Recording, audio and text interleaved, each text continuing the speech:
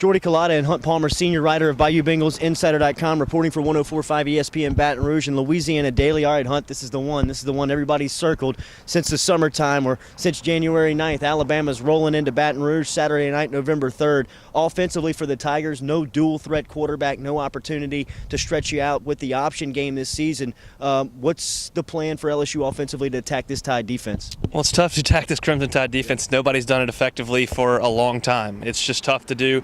Les Miles talked about it in his luncheon on Monday, talked about stretching the Crimson Tide out with the passing game, stretching them horizontally and vertically, trying to get those big Alabama linebackers to play in space. They're going to have to do that, but they're going to have to do it without turning the ball over. Zach Mettenberger's done a decent job at that at times, but at times he's just made critical mistakes. You can't make those mistakes in the red zone, and you can't make them at all against an Alabama team that is this good. LSU's going to have to be precise with the football, take care of it, and try to keep this thing a low-scoring game where the crowd can stay in it late into it, and they can try to win in the end. We've seen the storyline at the running back spot for LSU over the past couple of years. Seems hot hand wins over the past 2 weeks. Jeremy Hill, or the past 2 weeks they've been on the field versus South Carolina and Texas A&M. Hill goes over 100 yards each time. How do they manage the snaps back there at the running back spot? I like the way they're doing it right now. I like the way they give the ball to Spencer Ware early in the game. He's a physical, bruising runner. He can soften that defense up with that physical style of play. I think a real key to this game could be Michael Ford. His speed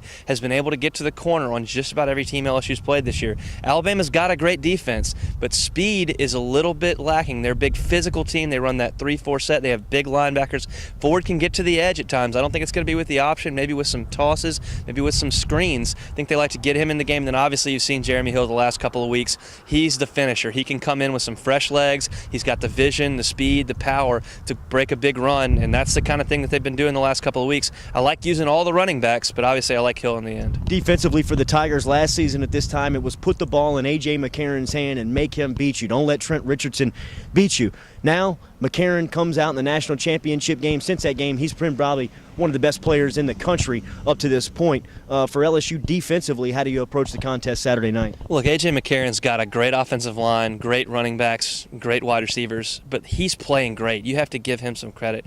18 touchdowns, no interceptions. This guy's legitimately a Heisman Trophy contender. He's the leader of a fantastic team, the #1 team in the country, and he's played fantastic football every week. He has not had one bad game, but he's never played in an atmosphere quite like the one he's going to see on Saturday night. It's different than it was last year in Tuscaloosa. Obviously, those guys were cheering for him. It's different than it was in the Superdome when it was split 50-50. This is going to be a tough place to play. It's been a house of horrors for a lot of teams that have come in here riding high and have left with their tails tucked between their legs. McCarron's a great player, but he's going to have to respond to a fantastic LSU defense and what's going to be a crazy environment in Tiger Stadium. Senior writer for all your coverage, get over to him, BayouBengalsInsider.com. Hunt Palmer, Jordy, Culotta for Louisiana Daily and 104.5 ESPN Baton Rouge.